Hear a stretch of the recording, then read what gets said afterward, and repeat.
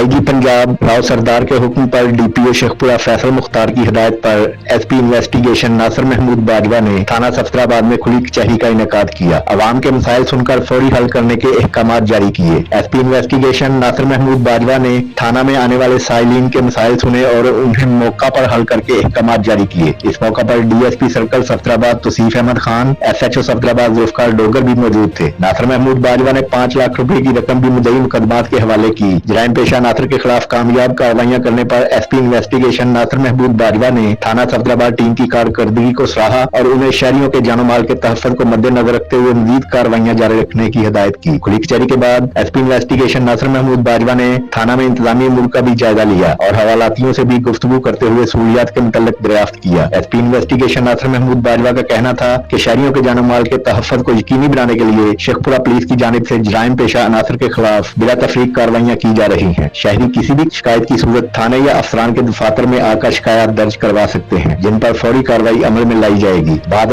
SP investigation Nasir Bajwa ने clean and green मुहिम के तहत थाना सफदराबाद में पौधा भी लगाया।